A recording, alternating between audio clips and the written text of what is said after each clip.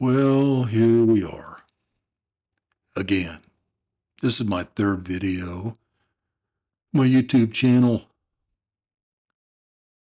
Papa's Mountain.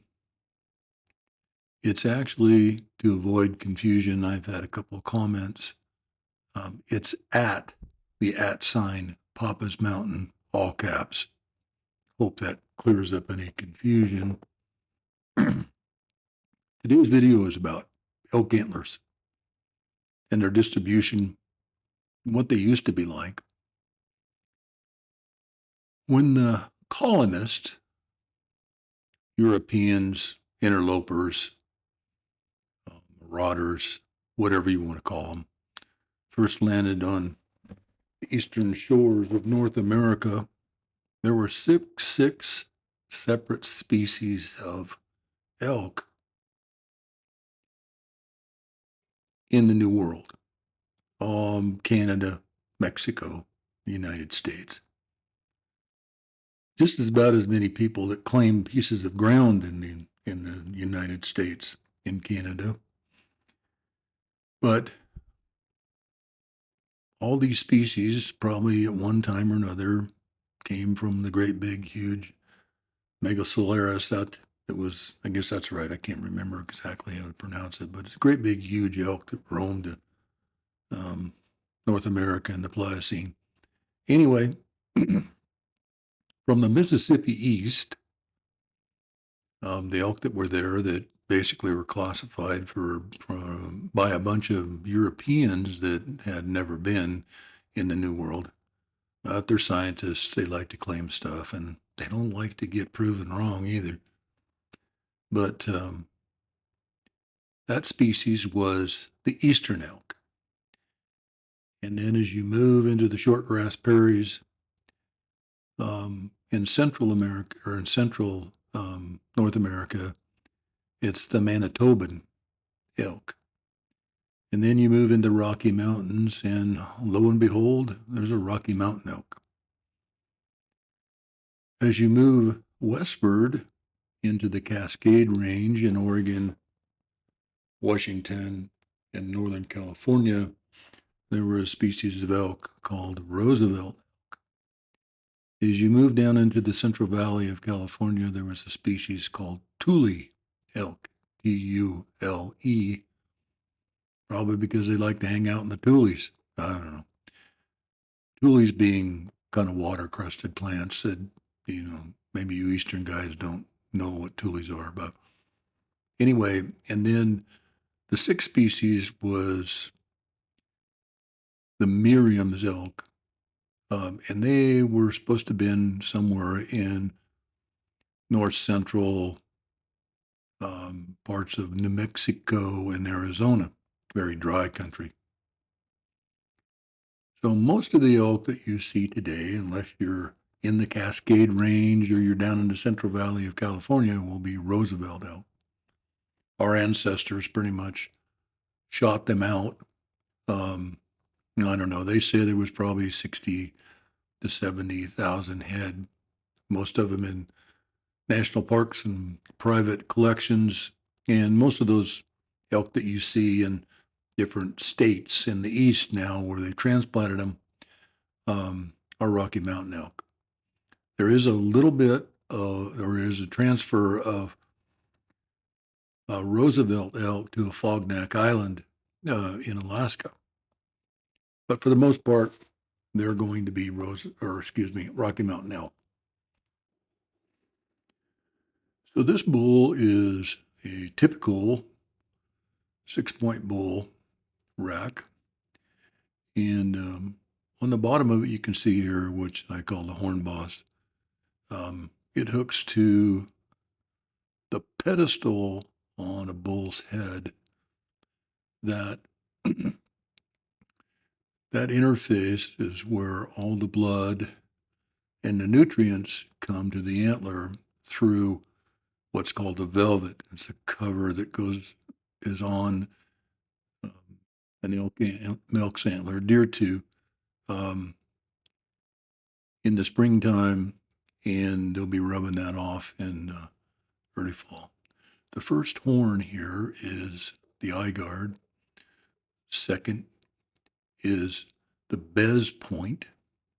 The third is the Tres point. This long point on um, mature bulls is called the dagger tine or the sword tine, and it's usually the longest tine on a rack. These 2 points are called the terminal fork or the sur royals. Now, if you, as you go up, you usually add a point. In other words, a 7th point would be sticking off kind of like my finger, and they can be much wider than that, obviously. But all the points come off of the main beam upward, or in this case, to your left. And there can be all kinds of stickers and humps and bumps and squiggles and stuff coming off of an elk's antler. They'll all come off of that main beam.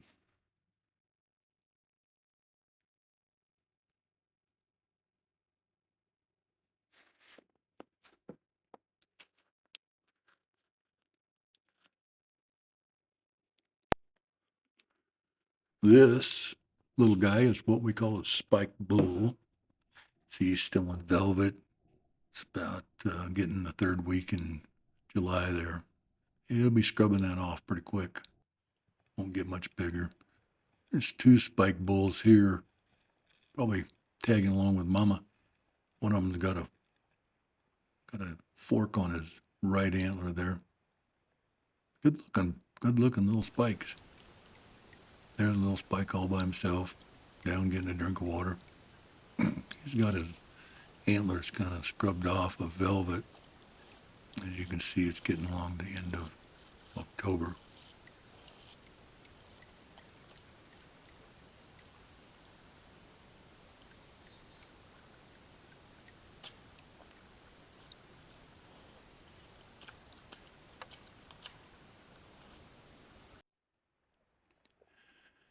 Here's a close-up of a spike bull. You can see where the interface between the antler and the top of his skull.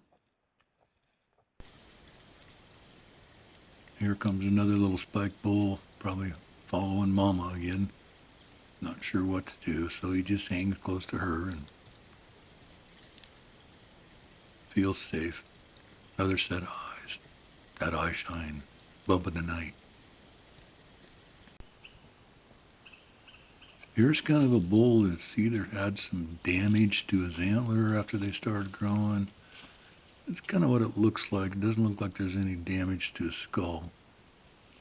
But they can be really weird looking, as they can in mule deer and also whitetails.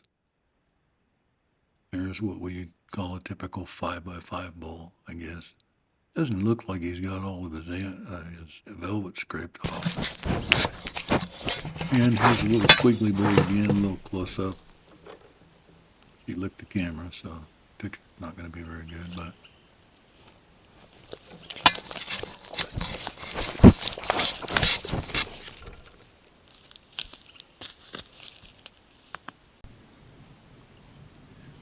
here's what we would call a 4x4 bull. He's actually got 5 points on his left side. Let's see that little sticker poking up there between his eye guards.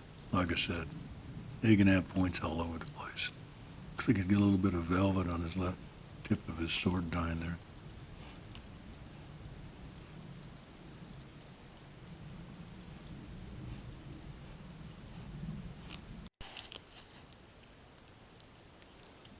Here's some bulls hanging out in May, early May, or excuse me, toward the end of May. Kind of like to hang out together in herds. Usually once the rut is over and it's getting into November or so, they kind of hang out till the start of the rut again, sometime in mid-August when they start scraping the antlers off. This is a 5-point bull, a little pond.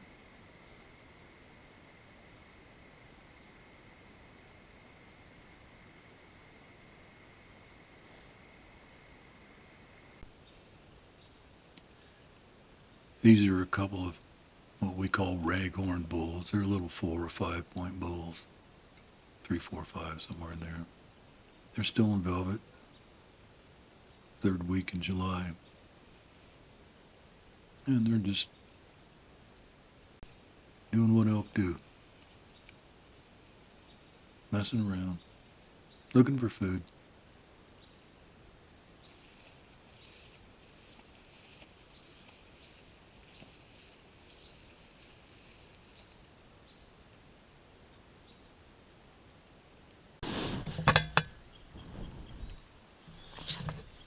This little raghorn bull, he's got most of his velvet scraped off. And again, the young bull, you can see how high his pedestal is.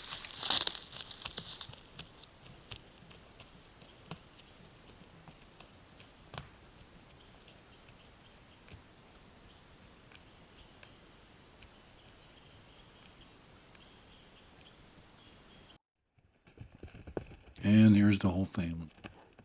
A couple of yearling cows and a bull and a little calf. Small 6 point bull here with his group, his buddies. Eye shine, bumping the night. Here's a decent 6x6, stone velvet.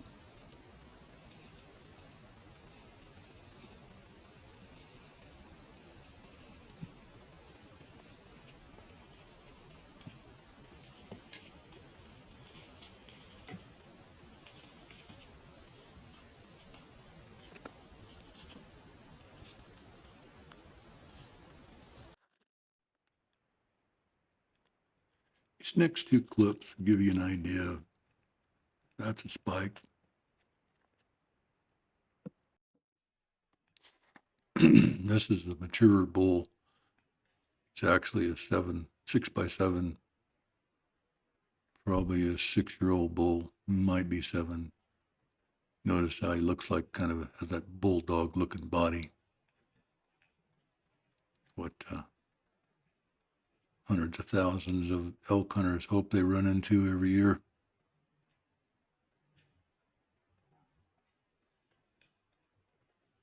Cool. There's Mr. Happy. Wait for it. Be patient. Wait for it.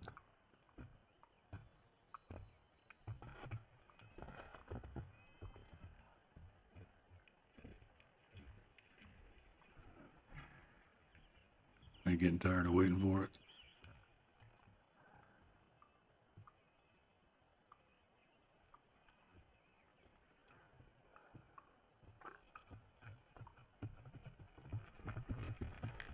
Yep. Oop. Thanks for watching.